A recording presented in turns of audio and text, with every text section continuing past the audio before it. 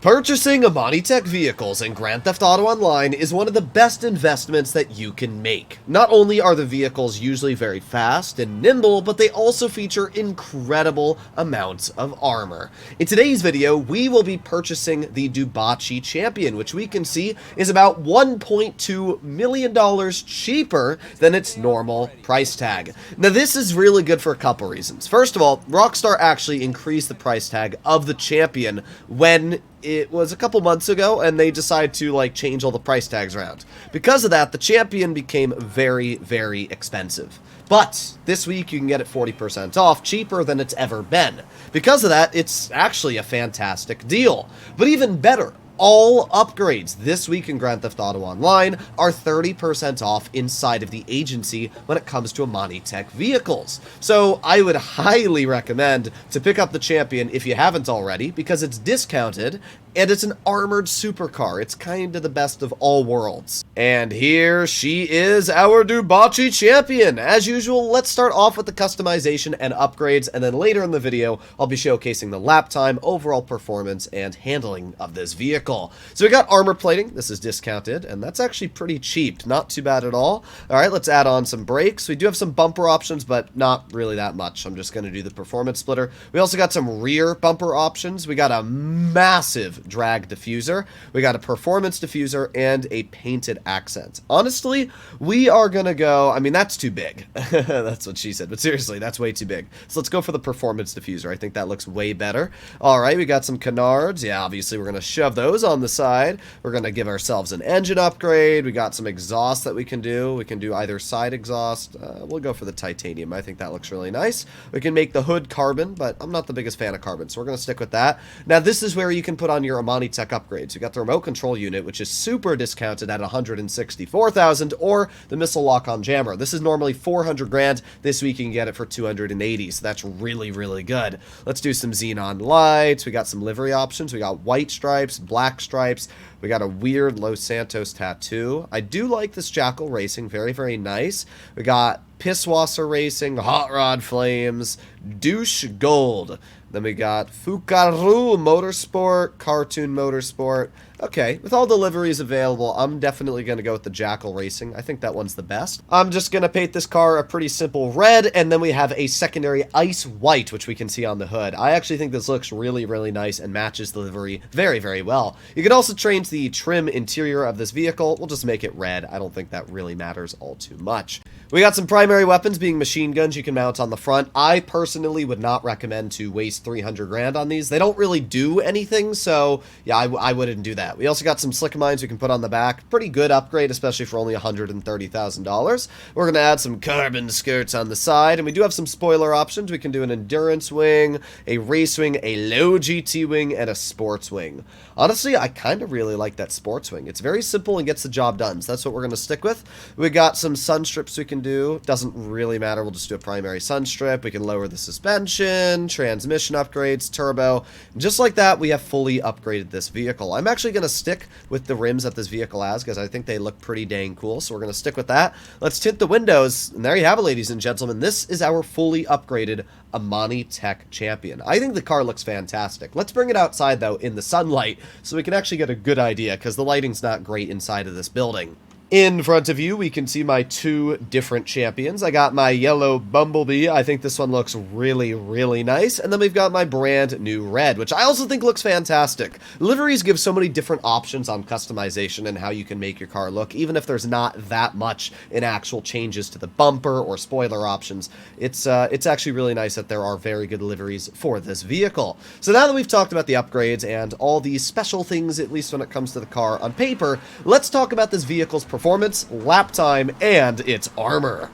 The first thing I really like about the Champion is that it features bullet-resistant glass. We can shoot at here, and you'll see that it takes around 26 rifle rounds to cut through any pane of the glass on this vehicle. Now, to be fair, if you are up against weapons like miniguns, you're going to cut right through the glass, as you can see, instantly as well.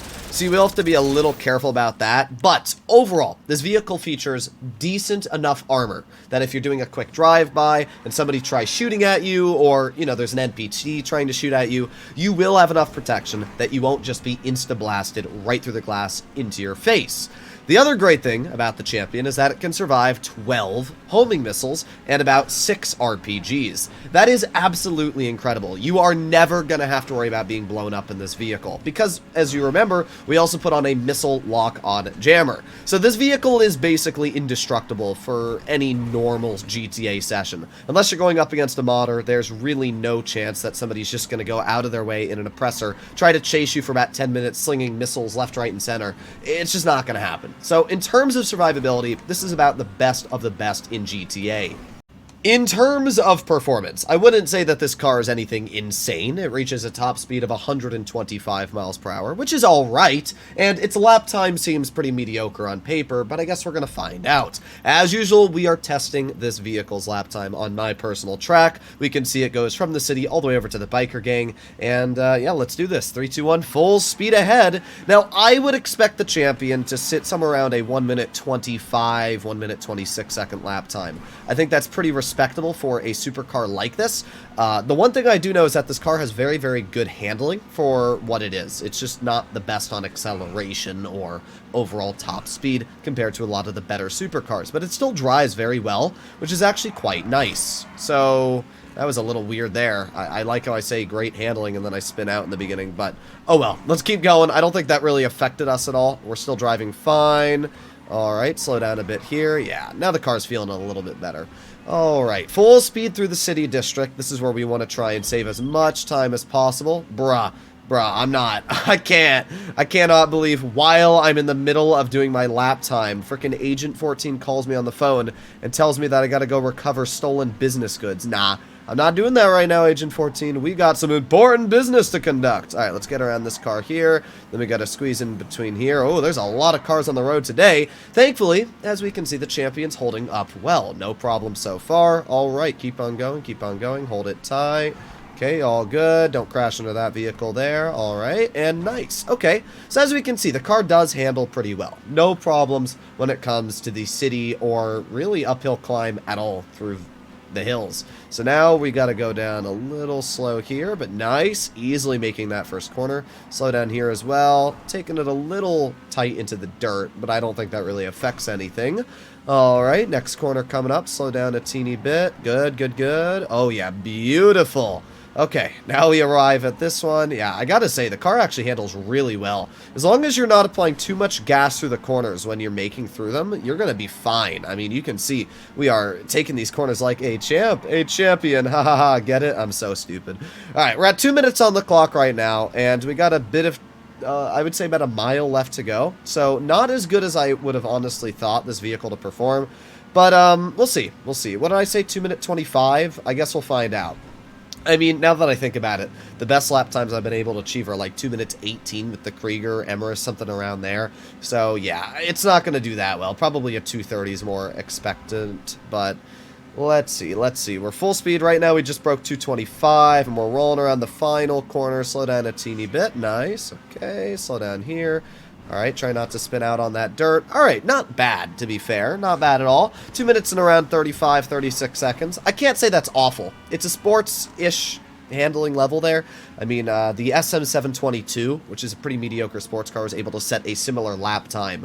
So yeah, I wouldn't say that the Champion's going to be anything incredible in terms of handling, but it still drives fine. It's an enjoyable car to mess around with because it doesn't have bad handling, and it's got an okay top speed. So overall, it's not a bad car. And when you pair that to the fact that it has Imani tech upgrades, and it's just a really, really fun car to customize, it looks fantastic, I would easily recommend for any of you watching this video to pick up the vehicle. It's just a great car for what it is. A lot of cars in GTA, you know, people are like, well, you can pull out an oppressor and do this or that. But this car, not only is it decent on handling, but it actually has really, really good stats in terms of armor, bulletproof resistance, so definitely a great pickup. Hopefully you enjoyed today's video. I'll see you in the next one. Bye-bye!